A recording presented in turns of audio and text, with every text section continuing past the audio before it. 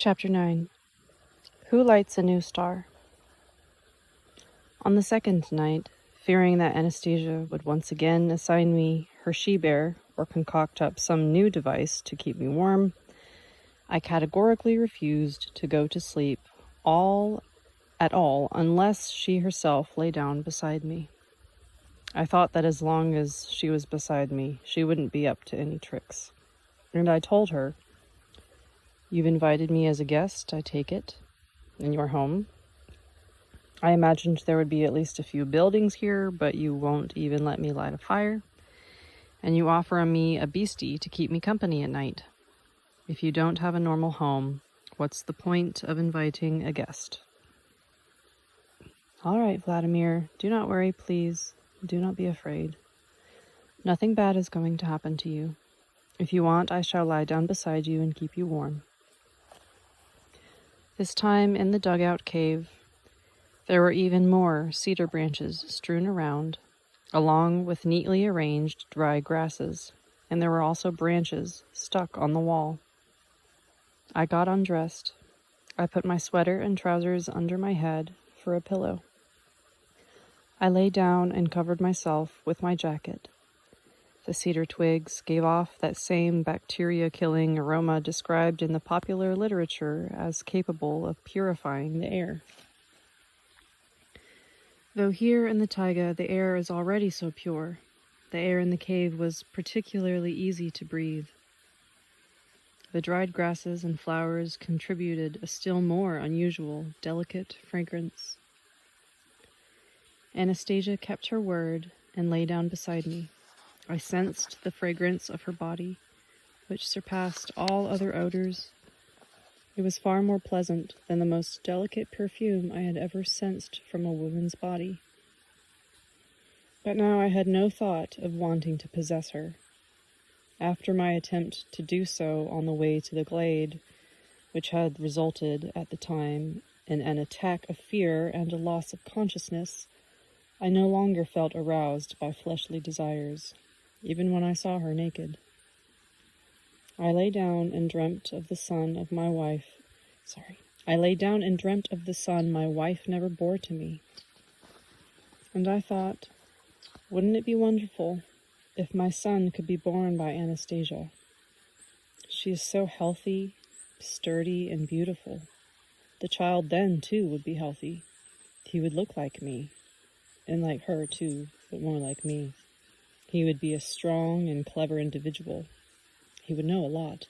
He would become talented and prosper. I imagined our infant son sucking at his mother's nipple, and involuntarily I put my hand on Anastasia's warm, supple breast. Immediately a shiver ran through my whole body and then dissipated at once. But it wasn't a shiver of fear, but something else, extraordinarily pleasing.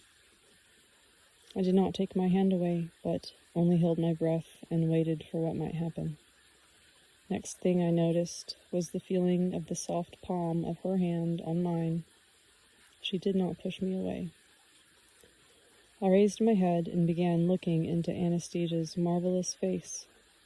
The white twilight of the northern night made it seem even more attractive. I couldn't take my eyes off of her.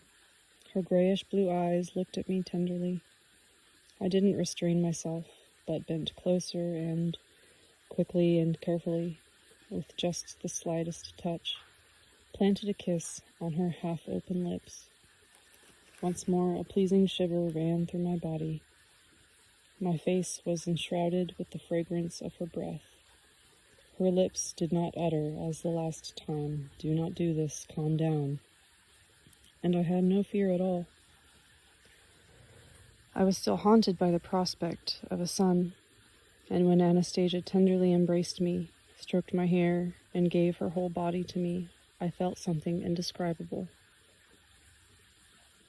Only upon waking in the morning was I able to realize that this kind of magnificent feeling, blissful excitement, and satisfaction was something that I had never once before experienced in my entire life.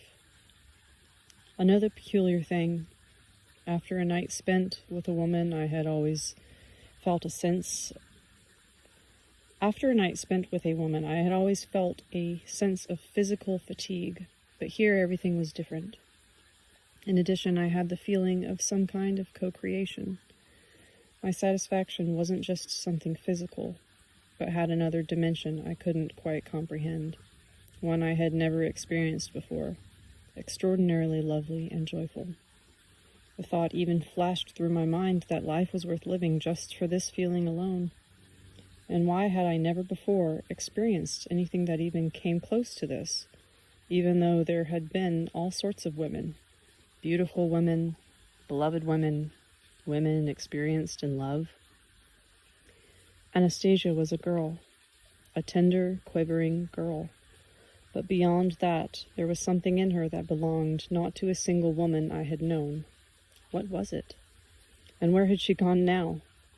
I made my way over to the entrance of the cozy dugout cave, poked my head out, and looked out into the glade. The glade was situated at a slightly lower level than my nighttime resting place. It was covered by a layer of morning mist a half-meter thick. In this mist, I could see Anastasia spinning around with outstretched arms. A little cloud of mist was forming about her, and when it covered her completely, Anastasia sprang easily into the air, stretched out her legs in a split just like a ballerina, flew over the layer of mist, landed in a different spot, and once more, laughing, spun a new cloud around her, through which could be seen the rays of the rising sun, gently caressing her body. It was a charming and delightful scene, and I cried out with an overflow of emotion, "Anastasia! Good morning, my splendid forest fairy, Anastasia." Footnote. As noted in the translator's preface, this reflects the Russian pronunciation of her name, with the stress on the syllable C, pronounced C, Anastasia. But I still call it Anastasia.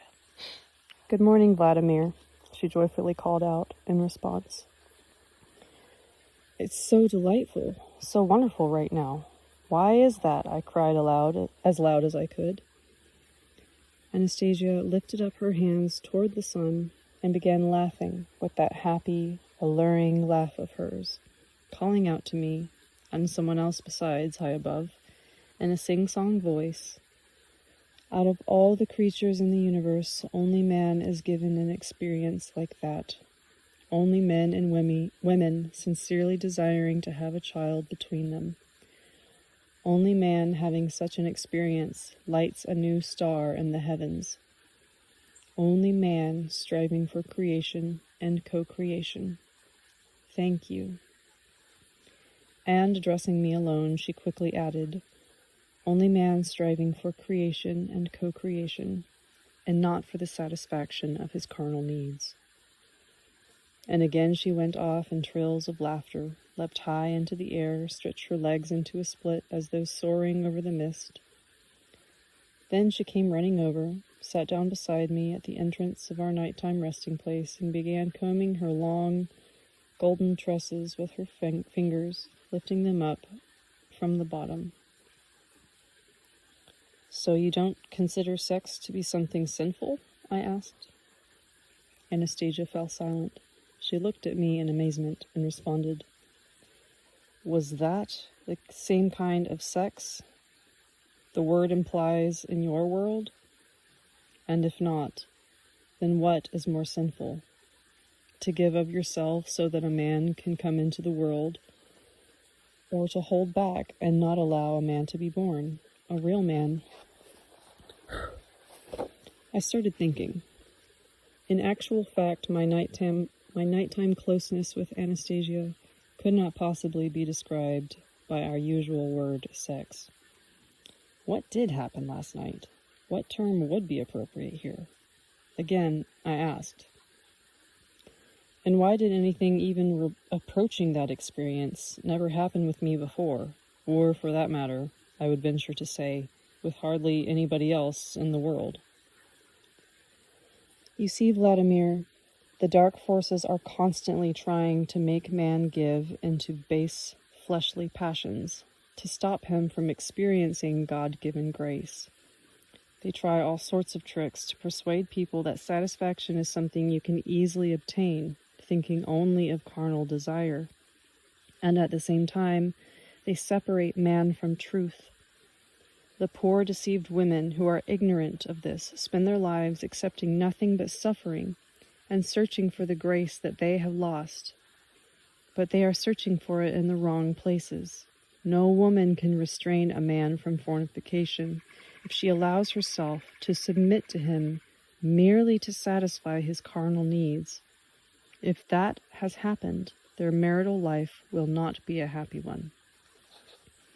Their marital life is only an illusion of togetherness, a lie, a deception accepted by convention, for the woman immediately becomes a fornicator, regardless of whether she is married to the man or not. Oh, how many laws and conventions mankind has invented in attempt to artificially strengthen this false union. Laws, both religious and secular, all in vain. All they have done is caused people to play around, accommodate themselves, and imagine that such a union exists. One's innermost thoughts invariably remain unchanged, subject to nobody and no thing. Jesus Christ saw this, and trying to counteract it, he said, "Anyone who looks at a woman lustfully has already committed adultery with her in his heart." Footnote, Matthew 5:28, New International Version. Then you... Okay, this is Vladimir talking. Then you, in your not-so-distant past, have tried to attach... Wait, hold on. Is this Vladimir talking? Nope, this is Anastasia talking. Then you, in your not-so-distant past, have tried to attach shame to anyone who leaves his family, but nothing, at any time or in any situation, has been able to stop man's desire to seek out that sense of intuitively felt grace, the greatest satisfaction, and to persist in seeking it. A false union is a frightening thing. Children, do you see, Vladimir? Children, they sense the artificiality, the falsity of such a union, and this makes them skeptical about everything their parents tell them. Children subconsciously sense the lie even during their conception, and that has a bad effect on them. Tell me what individual would want to come into the world as a result of carnal pleasures alone? We would all like to be created under a great impulsion of love, the aspiration to creation itself, and not simply come into the world as a result of someone's carnal pleasure. People who have come into a false union will then look for true satisfaction in secret, apart from each other. They will strive to possess body after body, or make paltry and fateful use of their own bodies, realizing only intuitively that they are drifting farther and farther away from true happiness and true union. Anastasia, wait, I said. Can it be that men and women are doomed this way if the first time all that happens between them is sex, and there's no turning back, no possibility of correcting the situation? There is. I now know what to do, but where do I find the right words to express it? I am always looking for them, the right words. I have been looking for them in the past and in the future, but I have not found them. Perhaps they are right in front of me after all? Then they will disappear. New words will be born, words capable of reaching people's hearts and minds. New words for the ancient truth about their primal origins. Don't panic, Anastasia. Use existing words to start with, just as an approximation. What else is needed for true satisfaction, apart from two bodies? Complete awareness, a mutual striving to create, sincerity and purity of motive. How do you know all this, Anastasia? I am not the only one who knows about it. A number of enlightened people have tried to explain it to the world. Veles, Krishna, Rama, Shiva, Christ, Muhammad, Buddha. Footnote, Veles, in the Russian Slavic tradition, the god of wisdom and nature, one of the Triglav, or Trinity, and the incarnation of God, the creator Rod on earth. Krishna, earthly incarnation of the god Vishnu, one of the Trimurti, the three personalities of God in the Hindu tradition, responsible for the maintenance of the world. Rama, a god king, and an earthly incarnation of Vishnu, Hindu tradition. Shiva, one of the Trimurti, along with Vishnu and Brahma. While Brahma is seen as the creator of the world, Shiva is held responsible for destroying it at the end of each cosmic cycle. End footnote. You've, read about all these people? Where? When? I have not read about them. I simply know what they said, what they brought about, and what they wanted to accomplish. So sex by itself, according to you, is bad. Very bad. It leads man away from the truth. It destroys families. An enormous amount of energy is wasted. Then why do so many different magazines publish pictures of naked women in erotic poses? Why are there so many films with erotica and sex? And all of this is extremely popular. Demand generates supply. So you're trying to say that our humanity is completely bad? Humanity is not bad, but the devices of the dark forces obscuring spirituality by provoking base carnal desires, these are very powerful devices. They bring people a lot of grief and suffering. They act through women, exploiting their beauty, a beauty whose real purpose is to engender and support in men the spirit of the poet, the artist, the creator. But to do that, women themselves must be pure. If there is not sufficient purity, they start trying to attract men by fleshly charms, the outward beauty of empty vessels. In the upshot, the men are deceived, and the women must suffer their whole lives on account of this deception. So what then is the result? I queried. Through all the millennia of their existence, mankind has not been able to overcome these devices of the dark forces. That would mean that they are stronger than man. Man hasn't been able to overcome them in spite of the appeals by spiritually enlightened people, as you put it. So is it downright impossible to overcome them? Or maybe it's not necessary? It is necessary. Absolutely necessary. Who then can do it? Women.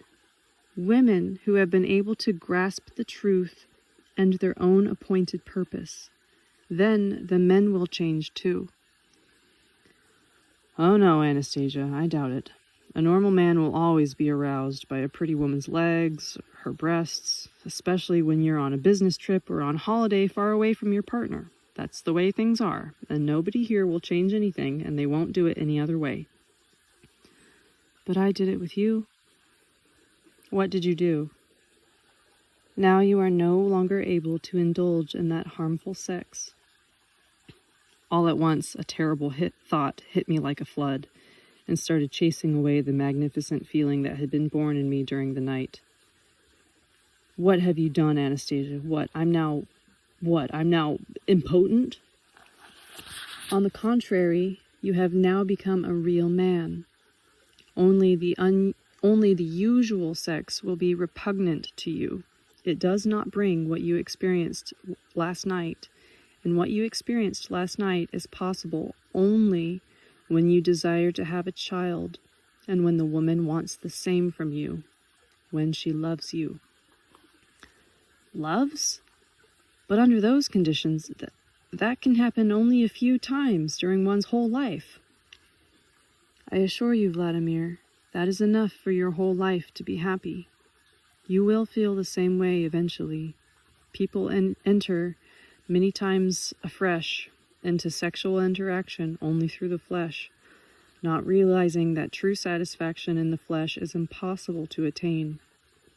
A man and a woman who unite on every plane of existence, impelled by radiant inspiration, earnestly aspiring to the act of creation, experience tremendous satisfaction. The Creator gave this experience to man alone. It's no transitory thing, this satisfaction, no. It can never compare with the fleeting, fleshly gratification. As you cherish the feelings from it over time, all planes of being with influence sublime happify your life, and the woman too, a woman who can give birth to a creation in the Creator's own image and likeness, his design. Anastasia held out her hand to me, trying to move closer. I quickly darted away from her into a corner of the cave and cried, "Out of my way." She got up. I crawled outside and backed off from her a few steps. "You have deprived me, quite possibly, of my chief pleasure in life. Everybody strives for it. Everybody thinks about it, only they don't talk about it out loud." "These are illusions, Vladimir, these pleasures of yours. I have helped save you from a terrible, harmful, and sinful appetite." "Illusion or not, it doesn't make any difference. It's a pleasure recognized by everybody. Don't even think of trying to save me from any other of these harmful appetites as you see them. Or by the time I get out of here, I'll be no relations with women, no drinks or appetizers, no smoking. That's not something most people are used to in normal life." "Well, what good is there in drinking, smoking, senseless and harmful digestion of such huge quantity of animal meat when there are so many splendid plants created especially for man's nourishment? You go and feed yourself with plants if you like, but don't come near me. A lot of us get pleasure out of smoking and drinking and sitting down to a good meal. That's how we do things, you understand? That's how. But everything you name is bad and harmful." "Bad? Harmful? If guests come to celebrate at my place and they sit down at the table and I tell them, 'Here are some nuts to gnaw on, have an apple, drink water, and don't smoke,' now that would be bad." "Is that the most important thing when you get together with friends, to sit right down at the table and drink and eat and smoke?"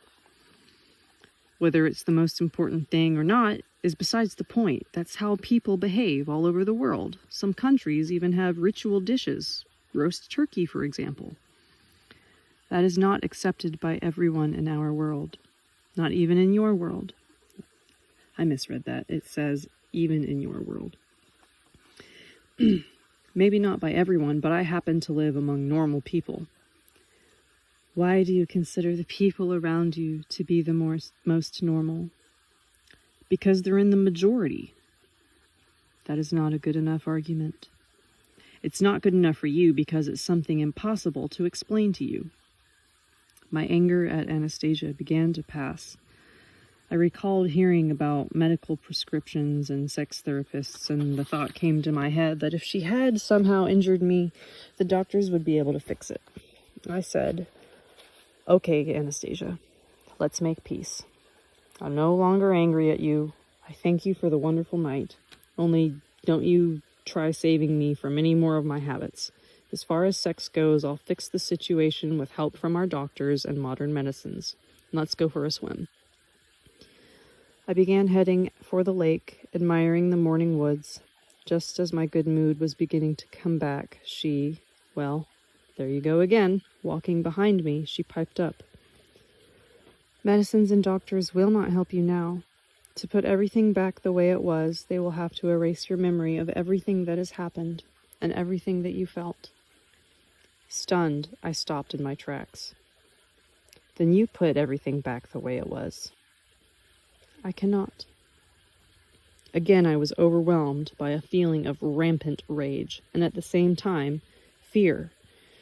You poke your nose in where it doesn't belong, and you turn my life upside down, so you played a nasty trick on me, and now you say you can't fix it?" "I did not play any nasty tricks. After all, you wanted a son so badly. But so many years had gone by, and still you did not have a son, and none of the women in your life would bear you a son. I also wanted a child by you, a son too, and that is something I can do. And why are you getting... Oh, sorry, this is still Anastasia speaking.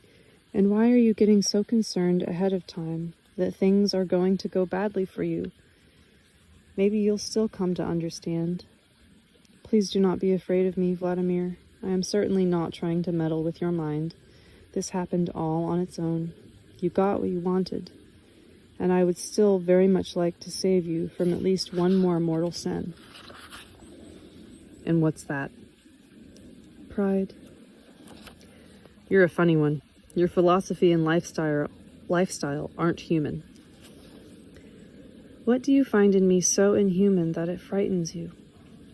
You live all alone in the forest and communicate with plants and animals. Nobody in our society even comes close to that kind of life. How can that be, Vladimir? Why? Anastasia exclaimed, flustered. Your dokniks, footnote, dokniks, people who spend their days off, especially summer holidays, tending a garden at their dacha, or cottage in the country. End footnote. Your dokniks, they too communicate with plants and animals, only not consciously, but they will understand one day. Many have already begun to understand. Oh, come on, now she's a doknik? And this Ray of yours, you know a lot, but you don't read any books. You must be some kind of mystic. I shall try to explain everything to you, Vladimir, only not all at once. I am trying, but I cannot find the right words. Comprehensible words. Please believe me, all my abilities are inherent in man. It is something man was given right from the start, back in the days of his primal origins, and everybody could do the same today. Nevertheless, people are starting to go back to their primal origins. It will be a gradual process after the forces of light triumph. What about your concert? You sang in all sorts of different voices. You portrayed my favorite artists, and even in the same order as on my videotape. That's right, Vladimir. You know, once I saw that tape of yours. I shall tell you later how it happened. And what? You right off memorized the words and tunes of all the songs? Yes, I memorized them. Why is it so complex or mystical about, or what is so complex and mystical about that? Oh dear, what have I gone and done? I've talked too much, I've shown too much. I am muddle-headed and tactless. My grandfather once called me that. I thought he was just being affectionate, but in fact I probably am tactless. Please, Vladimir. Anastasia's voice betrayed very human concern, and this was probably the reason that almost all of my fear of her had left me now. My whole feelings were preoccupied with the prospect of my son. Okay, I'm no longer afraid. Only please try to be a bit more restrained. Remember your grandfather told you that. Yes, and grandfather, but here I am talking and talking. I have such a strong desire to tell you everything. Am I a chatterbox? Yes. I shall try very hard to restrain myself. I shall speak only in terms that you will understand. So, you'll soon be giving birth, Anastasia? I said. Of course, only it will not be on time. What do you mean it will not be on time? Ideally, it should be in the summertime, when nature can help with the nurturing. Why did you make that decision if it's so risky for you and the child? Do not worry, Vladimir. At least our son will live. And you? I shall try to hold on until the spring, and everything will adjust itself then. Anastasia said this without a tinge of sorrow or fear for her life. Then she ran off and jumped into the little lake. The spray of the water in the sunlight took flight, just like fireworks, and landed on the smooth, mirror-like surface of the water. Some 30 seconds later, her body slowly began to break the surface. She lay, as it were, on the water, her arms widespread, her palms upturned, and smiled. I stood on the shore, and looked at her, and thought to myself, will the squirrel hear the snap of her fingers when she lies with her baby in one of her shelters? Will she get help from any of her four-footed friends? Will her body have enough heat to warm up the little one? If my body should cool off and the baby have nothing to eat, he will start crying, she said quietly, coming out of the water. His cry of despair may waken nature, or at least part of it, before the beginning of spring, and then everything will be all right. They will nurse him. You read my thoughts? No, I just guessed what you were thinking about. That is quite natural. Anastasia, you said your relatives live close by. Would they be able to help you? They are very busy, and I must not take them away from their work. What are they busy with, Anastasia? What do you all do all day long when in fact you are so completely served by your natural environment? I keep busy, and I try to help the people in your world, the ones you call docknicks or gardeners.